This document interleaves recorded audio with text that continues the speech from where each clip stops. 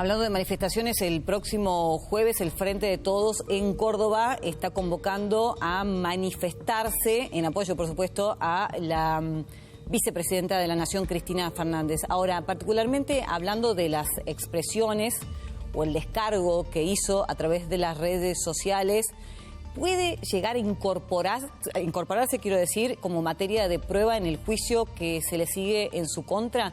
Bueno, se lo vamos a preguntar a Félix Lonigro, quien es abogado constitucionalista, a quien ya tenemos, por supuesto, en comunicación. ¿Qué tal, doctor? ¿Qué tal? Buenas noches. Le consulto lo siguiente, si a lo mejor la vicepresidenta de la Nación, porque en realidad no aportó prueba alguna, pero si hubiese aportado prueba alguna que fuese interesante para la causa, ¿tendría tiempo de ser incorporada o ya no? Nada de lo que pueda decir puede ser usada justamente en el juicio o usado. No, por supuesto que no.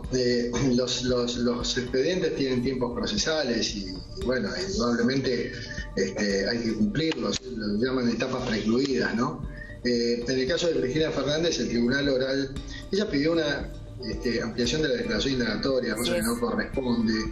El acusado tiene derecho a expresarse en cualquier momento del proceso, pero son declaraciones espontáneas y los jueces le permiten y lo consideran, pero no una declaración indagatoria, una ampliación, porque además el derecho de defensa, que es muy fuerte en nuestra Constitución, no solamente se ejerce a través de los abogados, sino que además las partes pueden pronunciarse en el acto de defensa, que es la misma declaración indagatoria, y además después, cuando terminan los alegatos, también tienen la posibilidad de hacer todo tipo de manifestaciones, lo que consideren antes de que entre el expediente para sentencia.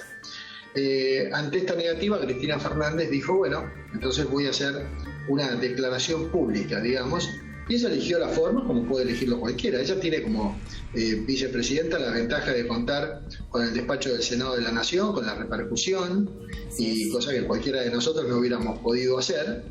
Tampoco a ninguno de nosotros se nos hubiera permitido agraviar al tribunal del modo que lo hizo en aquella famosa declaración de a mí me absolverá la historia.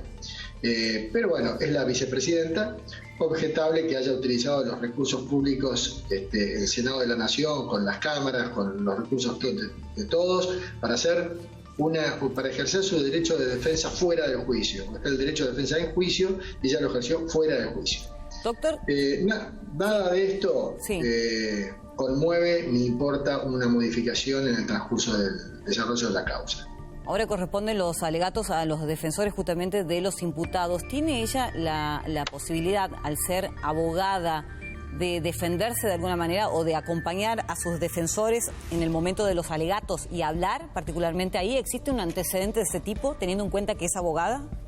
No. Los alegatos lo hacen los abogados. Si es abogada y quiere actuar en causa propia, tiene que manifestarlo al tribunal. Ella en este caso es abogada, pero no está actuando en causa propia. Por lo tanto, los alegatos le corresponden a sus abogados. Ella, insisto, después como imputada, porque acá no importa si es abogada o no, es una imputada. Ella está actuando como defendida, y cuando tenga la posibilidad de actuar, lo hará como imputada cuando terminen los alegatos que realiza su abogado. Ahora, si ella quiere sacarse al abogado de encima para actuar en causa propia, bueno, puede hacerlo, pero eso tiene que ser expresamente manifestado en el expediente. Bien. No hay en el proceso, probablemente nunca le vayan a negar el derecho de decir lo que quiera decir. Lo que pasa es que este es un proceso muy particular, muy sensible, y si todos los imputados, que son varios, son 13 imputados, y todos piden hacer declaraciones espontáneas en el momento que quieren, el proceso se sale de cauce. Por eso es que el tribunal, lejos de impedirle el derecho de defensa, este tribunal ha tenido una tolerancia infinita a los agravios y a las barbaridades que Cristina Fernández les dijo en la declaración indagatoria. Así que lejos están de cercenarles el derecho de defensa a la vicepresidenta. Doctor, le pregunto por el pedido de juicio político por parte de los diputados de la oposición. Consideran que ha habido una intromisión del Ejecutivo en el Poder Judicial con esta famosa carta repudiando la actuación de la justicia y mediática y demás. ¿Corresponde este pedido de juicio político? A mí me parece que lo que hizo el presidente de la Nación es muy grave. No solamente porque un presidente no puede opinar sobre la labor de la justicia, sobre el trabajo de la justicia. Puedo opinar de la justicia en cuanto a su organización macro, pero no puedo opinar de las causas en particular que se desarrollan en los tribunales. No lo puede hacer porque no es el derecho a la libertad de expresarse el que puede ejercer en este sentido, porque no es un ciudadano común, es el presidente de la nación. Y como justamente el sistema republicano lo que prevé es la independencia del Poder Judicial respecto de los órganos políticos, que son el Congreso y el presidente, entonces precisamente como presidente tiene que abstenerse de hacer todo tipo de declaraciones. Si lo hace, incurre en una falta grave que hay que repudiar, que podría considerarse mal desempeño, sobre todo teniendo en cuenta que acá, en este caso concreto, lo ha hecho inmediatamente después del alegato de los fiscales. También hay que ver las circunstancias en las que el presidente lo hace. A mí me parece que hay mal desempeño del presidente en este sentido, pero porque estamos sumando varias cosas. No hay que olvidarse que el presidente de la Nación ha hablado muy mal de la Corte Suprema durante mucho tiempo. No hay que olvidarse que el presidente de la Nación, en la apertura de las sesiones ordinarias del año pasado, propuso que se forme una comisión para investigar a las sentencias de los jueces de la Corte. O sea, gravemente hay una intromisión del presidente en el órgano judicial, y eso lo coloca en una de las causales que la Constitución prevé para el juicio político, que es mal desempeño. Quiero aclarar que yo no estoy de acuerdo con que lo que hizo el presidente sea violatorio del artículo 109 de la Constitución, que dice que el presidente no puede ejercer funciones judiciales ni arrogarse el conocimiento de causas pendientes.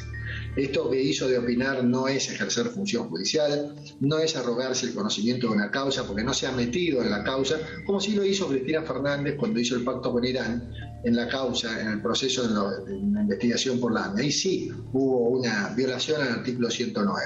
Pero aún así, cuando no haya violación a este artículo, lo del presidente, que es más grave todavía porque es abogado, no es que sea un delito y que tiene un agravante, no, pero es un mal desempeño que hay que merituarlo y evaluarlo en función de la profesión que tiene. No solo es abogado, es profesor de Derecho Penal de la facultad. ¿Cómo le va a explicar luego a sus alumnos que como presidente hizo este dislate antirrepublicano? Por eso es que creo que si se funda en estas razones el pedido de juicio político, me parece que está bien. Félix Lonigro, muchas gracias.